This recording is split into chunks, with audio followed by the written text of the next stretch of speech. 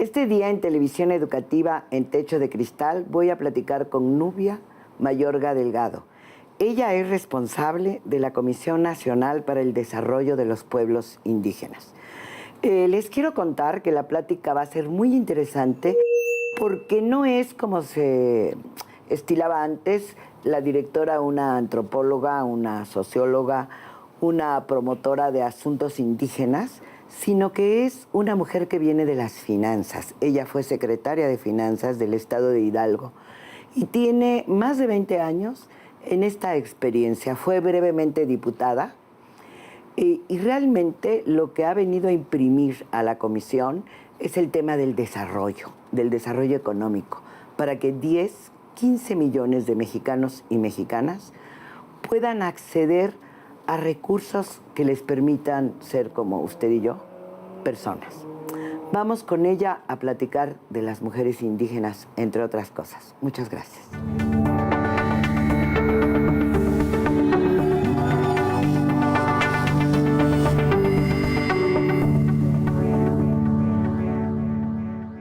Nubia, muchísimas gracias por recibirnos aquí en tu lugar de trabajo. En Techo de Cristal siempre nos encanta empezar por un tema. ¿Cómo le hiciste para llegar a donde estás? Porque en esta dirección realmente eres responsable de la política pública del 10% de la población. Es mucha responsabilidad, ¿no es cierto? Te agradezco, Sara, que nos des la oportunidad a la Comisión Nacional para el Desarrollo de los Pueblos Indígenas, qué es lo que se hace. Y si hablamos desde mi persona como titular a esa gran responsabilidad y cargo que el presidente Enrique Peña Nieto vio y confió en mí, yo tengo una trayectoria en la administración pública, conociendo la política pública desde hace 28 años. Desde el quinto semestre de mi carrera he estudiado para sostener mi misma carrera. Yo soy del estado de Hidalgo, del Valle del Mezquital, y me fui a Pachuca a estudiar la universidad como contador público. En estos 28 años he ocupado diversos cargos entre administrativos y financieros que me han permitido llegar a ser secretaria de Finanzas desde el puesto más bajo y un puesto de honorarios en el gobierno del estado de Hidalgo, subiendo a analista, subiendo encargado de departamento, subiendo a subdirector, subiendo de director, director general, subsecretario, y después de 14 años llegar a ser secretaria de Finanzas. En diversos cargos, entre la Secretaría de Educación Pública. Yo inicié mi carrera en la administración pública en lo que era antes la delegación de la Secretaría de Programación y Presupuesto, lo que ahora conocemos como la Secretaría de Hacienda. Estaba en el área de presupuesto, en donde se elaboraban las LC famosas para dar las obras al gobierno, entre el gobierno federal y gobierno estatal y municipal, en donde se daban se clasificaba el concepto de gasto, y ahí fui creciendo. Fui diputada federal en la 62 legislatura pasada, presidenta de la Comisión de Presupuesto, también dentro de la Secretaría de Finanzas en 7 años que estuve, 6 años con el secretario ahora actual, entonces Miguel Ángel Osorio, y un año con el gobernador Francisco Olvera, actual todavía gobernador del estado de Hidalgo. Fui coordinadora de las entidades federativas con la Secretaría de Hacienda. Esto quiere decir, era la única mujer dentro de las 32 entidades o 31 entidades y el DF que era mujer secretaria de Finanzas. Oye, todos los demás eran hombres. Y en ese trayecto, siendo originaria del Valle del Mezquital, tú al pensar en los numeritos, pensabas ya en los pueblos indígenas, en que son parte de este importantísimo grupo de poblacional mexicano pobre. Pues mi abuela hablaba otomí. Mi nombre Nubia es otomí. Nubia quiere decir claro en otomí. Ay, qué bonito. Entonces, pues creo que siempre estuve ligada al tema. Sin embargo, mi experiencia en la administración pública primero me llevó a otros caminos, y después de ser la presidenta de la Comisión de Presupuesto en el primer periodo de la legislatura pasada, pues me vine a la CDI. Y creo que cuál ha sido la mayor fortaleza de poder contribuir al desarrollo de los pueblos indígenas, conociendo los fondos federales, conociendo los fondos que maneja un estado, conociendo los fondos que maneja un municipio, conociendo el presupuesto de la federación y conociendo cómo se puede darle un pellizco, vamos a decir la palabra, a cada una de las dependencias para poder ampliar las metas, para poder ampliar el presupuesto que tiene CDI. En el 2013 el presupuesto de la CDI era de 10,000 millones de pesos, que tenía más de 22, 23 programas y simplemente dejamos 4 programas.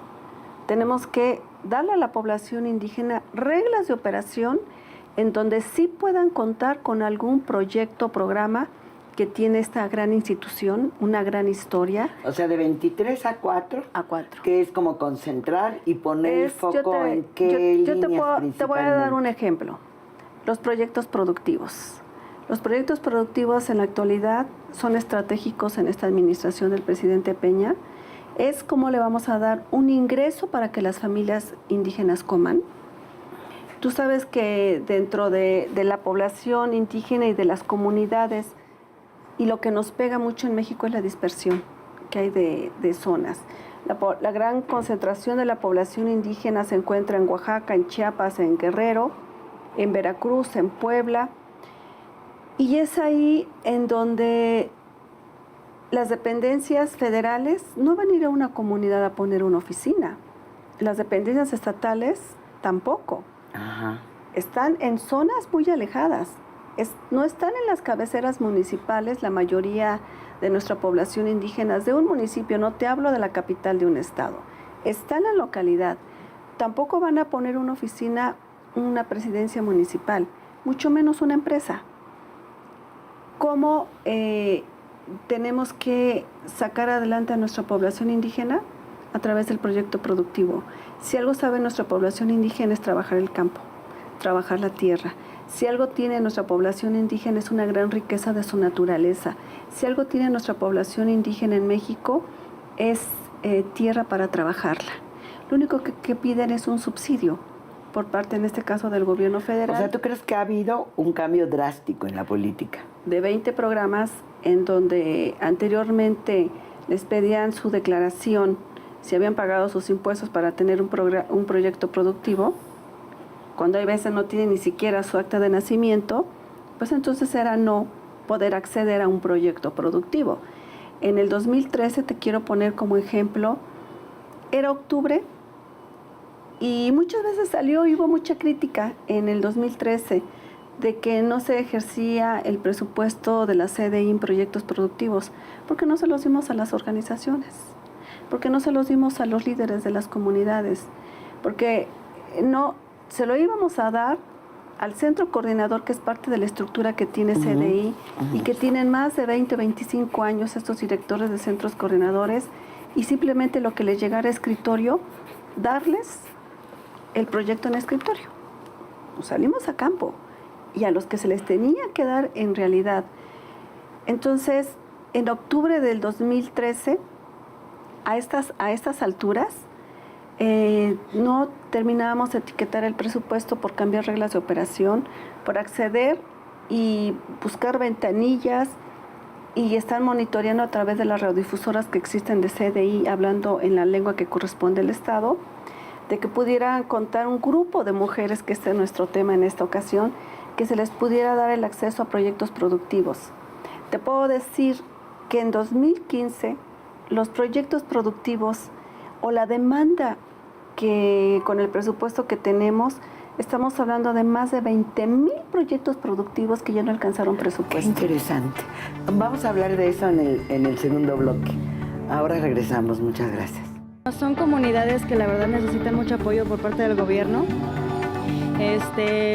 Pues vaya, yo en cuanto al sistema, pues sí, yo les pido, ¿no?, que el gobierno haga algo, ¿no?, al respecto sobre los pueblos indígenas, ya que hace mucha falta, ¿no?, aquí en México, apoyarlos. Y ellos también tienen, igual que nosotros, derecho a la educación.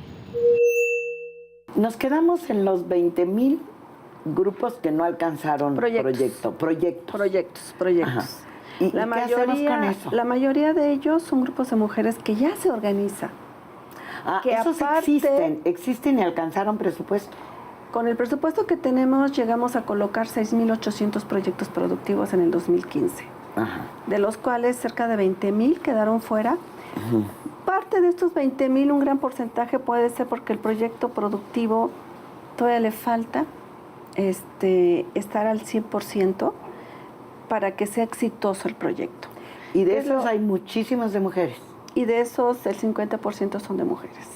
Nos enfocamos mucho en el proyecto productivo porque la mujer, aparte de ver en tu casa, aparte de que tiene que sacar a los hijos adelante, pues ella es la que necesita el ingreso y te lo dicen, para comprar el jabón.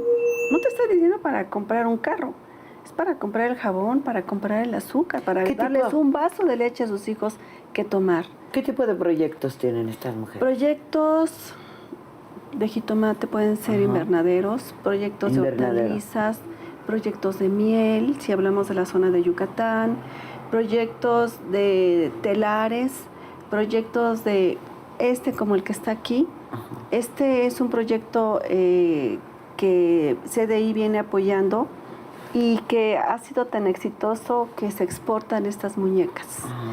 Y viven ¿Quién las cerca produce? de 3,000 mujeres de este proyecto en el estado de Querétaro. Todo un municipio, Malinalco, vive de este proyecto y si te das cuenta ya tiene marca.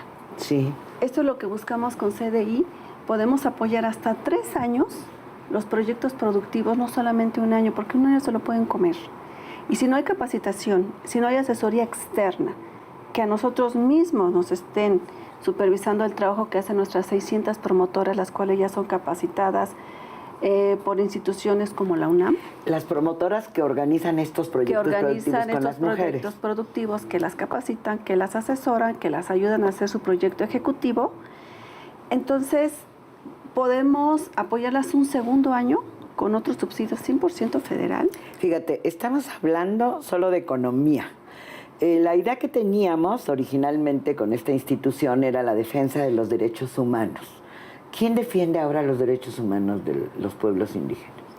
Parte le toca a CDI, desde luego. Sí le sigue. Y la parte educativa y las escuelas rurales. CDI, esta administración creó la Dirección General de Derechos, que no existía. Ajá. En esta área se ve el tema de la mujer indígena, las 24 casas o las 24 camis que tenemos, en el cual han capacitado camis, casas de la mujer indígena. Ajá. Tienen un subsidio, se capacitan sobre todo violencia familiar, psicológica y la asesoría jurídica, porque han sido golpeadas, porque los hijos no los dejan estudiar y ellas quieren que estudien. Lo están identificando ellas, el argumento es que ellas no se dan cuenta. Y que no habría violencia de género en el campo. ¿Cómo han sido constituidas estas camis? ¿No? Que tenemos una red con mujeres, las casas de la mujer que tiene, en este caso Lorena, y las casas de la mujer indígena.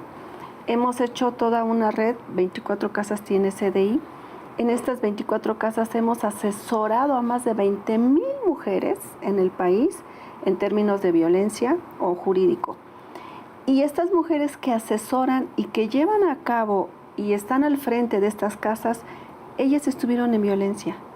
Ellas conocen cómo poder atender a estas mujeres a través de capacitarlas, asesorarlas, apoyarlas económicamente, para que puedan apoyar a otras mujeres que han tenido algún tipo de violencia. O sea que hay una combinación de crecimiento para las mujeres. Así es. Con apoyo económico para que se desarrollen. O sea, estamos hablando de que estamos poniendo los fundamentos de un desarrollo de otra naturaleza para estas 10 millones de personas. Esto es una asesoría a mujeres maltratadas. Sí, eso lo entiendo, claro. Aparte, hemos capacitado a 168 mujeres de diferentes partes o de 24 entidades en donde existe la población indígena en nuestro país. No existe en los 32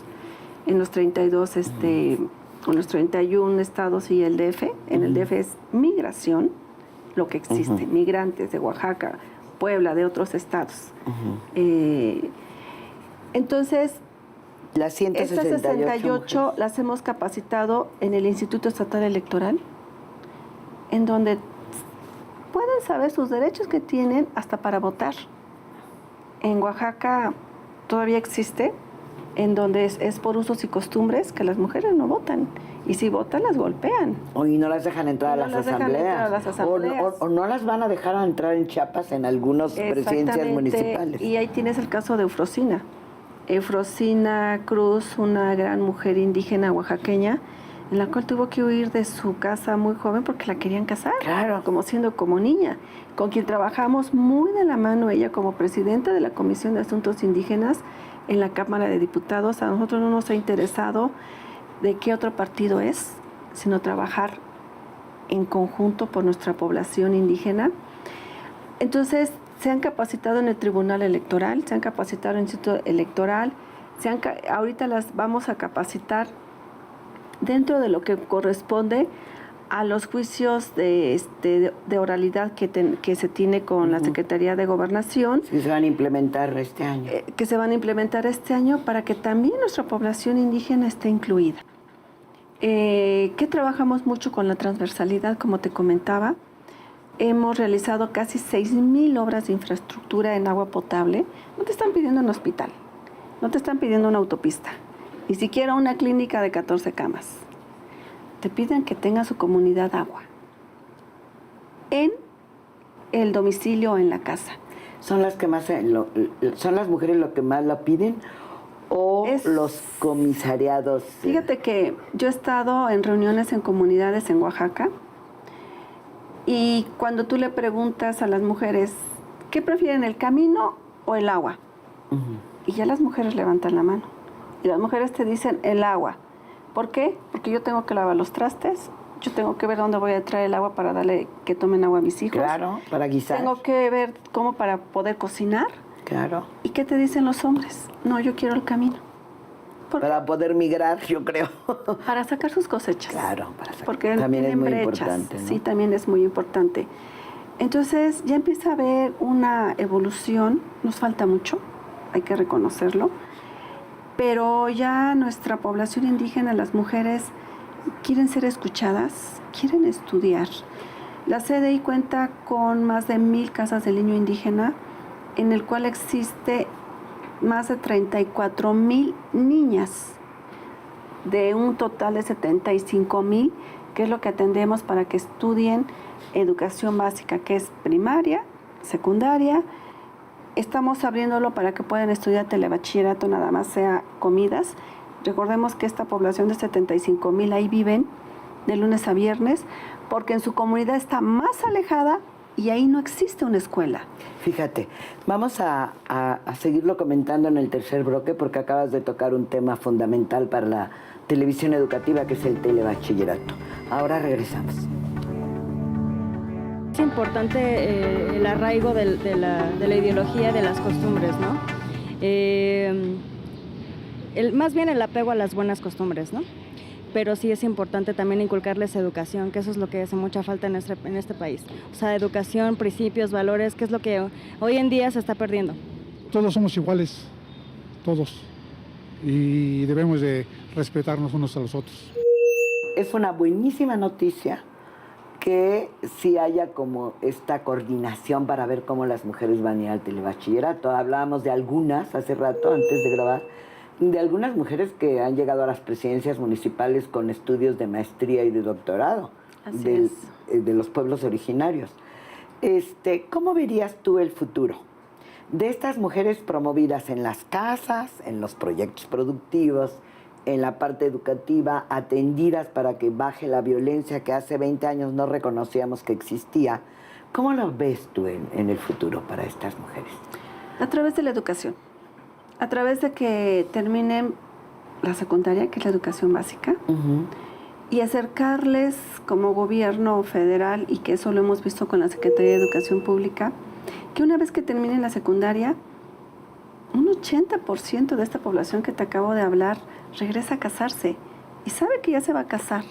Y hay veces hasta saben con quién se van a casar. O sea... Pero si nosotros les damos como gobierno los instrumentos en el que las niñas, y también hablamos de los niños, Sí, claro. salgan de la secundaria, salgan con una beca que da la Secretaría de Educación Pública, con nuestra matrícula que tenemos en estas casas del niño indígena, en donde ellos puedan seguir estudiando. Entonces ya tienen un incentivo. Ya llegan a su casa y dicen, es que no te va a costar papá o no te va a O costar sea, podremos mamá. bajar los Hay que bajarlo. los años El del porcentaje. matrimonio, el porcentaje de los Sí. que se casan a los 18 años. Exactamente. ¿Para eso hay un programa específico? A través de nuestras casas, que es la población que nos toca atender, y que en estas casas ellos duermen, comen, desayunan, cenan, hacen sus tareas, se bañan. Y de ahí, en las mañanas, se van a la escuela que está muy cerca, casi la mayoría O de sea, podemos incentivarlos para que no... no se casen. Hay que incentivarlos para que no se casen. Y hay que trabajar mucho con los papás. ¿Y tenemos todavía un porcentaje muy alto ahí en Desde las luego. zonas indígenas de mujeres embarazadas? En las zonas ¿De indígenas, jóvenes, de niñas? sí tenemos un gran porcentaje. Creo que el gran porcentaje todavía de población que se embarazan muy jóvenes o tienen un número muy grande de hijos, Sí. está en la población indígena, desde luego. Y es a través de la educación como los tenemos o las tenemos que sacar. Es a través de estas casas de la mujer indígena que hemos atendido, más de 20,000 en el país, asesorarlas y decirles, respetar su cultura, respetar su tradición, respetar sus costumbres, reconocer sus valores que tiene nuestra población indígena, Claro. y que debemos aprender de ellos, la mayoría de los mexicanos. Existen muchos valores, pero que vean que la vida va más allá de casarse muy joven. O de que las o de que regalen. en lugar de que tengan 5 o 6 hijos, si 2 panes se los van a dividir entre 6 hijos, pues le pueden dejar 2 hijos y cada quien le van a dar un pan, ¿no? Entonces eso es en lo que estamos trabajando en la asesoría, en la capacitación y en los proyectos productivos que te acabo de comentar, que va dirigido mucho a la población indígena. Pero de viéndolo mujeres. desde la perspectiva de género, sí hay costumbres que dañan a las Sí. mujeres. Y muy respetuosas de ellas, de sus costumbres, simplemente darles otra visión de la vida. Sí, porque ese es un conflicto casi internacional con el asunto de la ablación en las zonas Es respetado. africanas, ¿no? Es respetado, simplemente darles otras opciones y ya que decidan. Pero sí tenemos la obligación como gobierno federal el poderles abrir otros caminos para que tengan un mejor futuro, ¿no? Y ya empieza a hablar la mujer. Ya la mujer indígena quiere estudiar. Ya la mujer indígena y la población indígena quieren ser modernos con sus usos, costumbres, con sus valores. Y sus celulares. Tú puedes ir a un Eso ni evento, hablar, ¿no? a una localidad en donde llevamos más de 14,000 casas entregadas para pobreza extrema, para familias indígenas. Y tú puedes ir a la comunidad más alejada, a Durango, a Yucatán o a Sonora, como estuvimos el día viernes de la semana pasada. En cualquier estado, traen su celular y te están grabando, ¿eh? Sí, claro. Sí. Sí, claro. Y en algunas de estas zonas indígenas, la CDI ha puesto como este mecanismo de las computadoras o los centros de acceso a las redes. Están trabajando sobre eso. Yo vi una población, las mujeres siguen produciendo sobre todo flores, ¿o no? Hablemos de las dos cosas. Estos centros de Chenaló, por decir, es Ajá. un municipio en donde lo ves lleno de invernaderos, en donde producen mucha flor. siguen siendo las mujeres indígenas las que Sí. producen mucha flor. Y hay estos centros para ir a las redes, para investigar, para averiguar, para estar en contacto con el mundo. En estos más de 1,000 casas que te hablo, que existen más de 75,000 niñas y niños que estudian educación básica, el 80%, estamos metiendo el equipo de cómputo. Mm. Nos ayuda Pemex, nos está ayudando algunas fundaciones. Fundaciones privadas, dinero fundaciones privadas, del en sector donde- privado. Fundaciones privadas, organizaciones, hemos aquí tocado muchas puertas y con el presupuesto que tiene CDI para poder equipar. Ahora todos los jóvenes o nuestros niños, lo vemos en nuestras casas, saben manejar perfectamente una computadora y un celular y hasta te dicen, a ver, préstame porque no sabes. ellos también tienen la misma inteligencia que cualquier mexicano en el país, y a través de ponerles computadoras y meterlos al internet, que visualicen y conozcan su capital y su estado. A ver, Nubia, dime, para que podamos cerrar con algo interesante, dime desde tu perspectiva, con esta experiencia que tienes estos años en CDI, si hay algunos mitos que se conservan y algunas cosas que hemos roto, de modo que la población indígena también pueda romper el techo de cristal. Dime, ¿hay mitos? ¿Cuáles hemos avanzado y cuáles se conservan? Mira, se conserva mucho su vestimenta. Se conserva mucho, y qué bueno que se sigue conservando. A lo mejor no es un mito, es parte de su realidad, su lengua, su lengua materna. Es un mito el tener el número de hijos que Dios nos mande. Pero ¿con qué te encuentras? Acabamos de hablar del celular, por decir como ejemplo. Les gusta meterse a internet y son personas muy estructuradas, porque de generación en generación el abuelo le enseñó al papá, el papá le enseñó al hijo sus costumbres, sus tradiciones, y ellos se los van enseñando constantemente de generación en generación. Y esta sí es una sabiduría en donde los valores se siguen conservando, como te lo comentaba hace un momento, pero que quieren ser modernos. Y eso significaría los derechos y las libertades de las mujeres. Y yo con eso me quedo para irnos y volver en una semana. Muchas gracias.